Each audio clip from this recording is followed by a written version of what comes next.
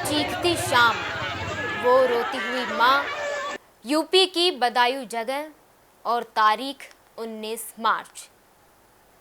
जब बच्चे को खरोच आती है तो दर्द माँ को होता है, और जब उसे माँ के बच्चे को धारदार हथियार से काट दिया जाए तो उस माँ पर क्या बीतेगी। चलिए बताते हैं क्या है पूरा मामला। 19 तारीख को साजिद नाम का व्यक्ति विनोद कुमार के घर आया और कहा कि उसकी पत्नी की तबीयत खराब है, कुछ पैसों की ज़रूरत है। विनोद कुमार की पत्नी संगीता ने बेटे को पैसे देने के लिए बोल दिया। उसके बाद साजिद और उसके साथी जावेद ने मिलकर 2 बच्चों को काट डाला। वहां तीसरा बच्चा भी था, लेकिन उसकी जान बच गई। अब इस मामले में मृतक के परिजनों का क्या कहना है, ये भी जान लीजिए। वो लोग आए थे तभी ऊपर में छोटे बड़े वाले भाई को ऊपर ले गए, फिर पता नहीं क्यों मारा, फिर मुझे भी मारने लगा। मैंने उनका चाकू हटाकर उनको धक्का देकर नीचे भागाया। पहले दोनों काटे, बीच वाला घबरा के भागे, उसके हाथ में मारी चोट, हाथ में लगी चोट उसके, और बोला अम्मा देखो तो क्या हुआ, अम्मा देखो तो मम्मी ऊपर नहीं जाना। उसी के बहाने बुला के छत पे ले गया, छोटे वाले से कह दिया कि पानी ले आ जाएगी। तब तक उसने बड़े को मार दिया, छोटे वाले ने देखा तो उसका भी मर्डर कर दिया। बिहार देखिए हम रहते नहीं थे यहाँ, मैं तो बाहर रहता हूँ, बस आना जाना, बाल कटवाए यही बिहार, तुम्हारा क्या करना मुझे उससे। हत्या के बाद पुलिस को सूचना दी गई। उसके बाद आरोपी साजिद का पुलिस ने एनकाउंटर कर दिया, जबकि जावेद मौके से फरार हो गया। भीड़ ने पुलिस को पहले बच्चों के शव को कब्जे में लेने से मना कर दिया और परिजनों ने शव लेने आई एम्बुलेंस को भी वापस कर दिया।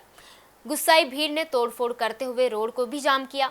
घटना के बाद बदायूं के डीएम मनोज कुमार का भी बयान सामने आया। उन्होंने न्यायपूर्ण कार्रवाई करने का आश्वासन दिया, साथ ही कहा कि हत्या का कारण अभी तक स्पष्ट नहीं है।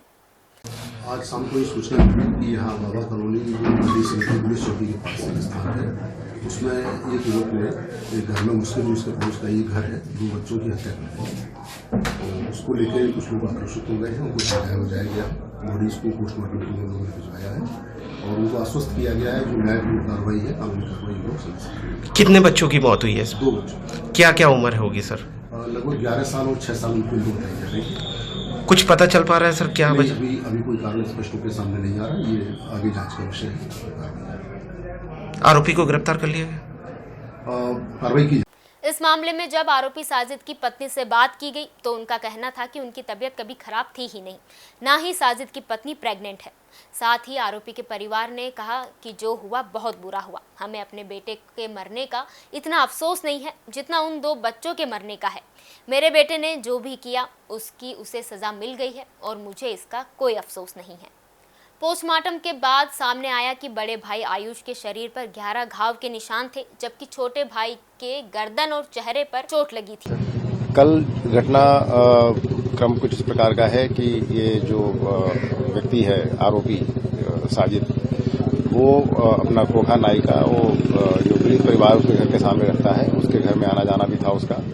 और कल शाम को 7:30 बजे ऐसा बताया गया है कि वो सीढ़ियों से घर में आया और ऊपर छत पे सीधा चला गया। जाकर के वहां उसने जो दोनों बच्चे खेल रहे थे उन पर आक्रमण किया और दोनों बच्चों की हत्या कर दी। और वहां से फिर नीचे निकल के आया और जब वो जाने लगा तो भीड़ ने उसको पकड़ने की कोशिश की, लेकिन भीड़ से निकल के वो भाग गया।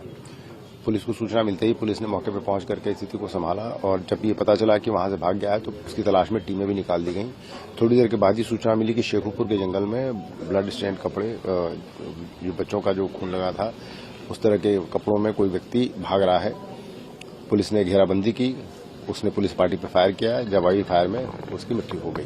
वो हथियार बरामद हो चुका है, जो मर्डर वेपन था वो हथियार बरामद हो चुका है और जो कट्टा था वो भी बरामद हो चुका है। परिवारजनों के द्वारा एफआईआर जो लिखाई गई उसमें उसके भाई को भी नामित किया गया है। जावेद जो उसका भाई है वो भी नाई का ही काम करता है, उसकी तलाश में भी टीमें निकाल दी गई हैं और बहुत जल्दी उसको भी गिरफ्तार कर लिया जाएगा। उन्होंने जो एफआईआर में बताया है, घर वालों से जो बात हुई है उनका कहना है वो घर के जो उसके जो पिता हैं बच्चों के, कि उसने 5,000 रुपये मांगे थे, वो पैसे उसको मिल भी गए थे, लेकिन उसके बाद उसके दिमाग में क्या बात थी इसके बारे में अभी और गहराई से तलाश की जा रही है। मोटिव क्या था और पता किया जा रहा है और जैसा भी आगे जो फैक्ट्स पता चलेंगे उसके आधार पर अपनी कार्रवाई।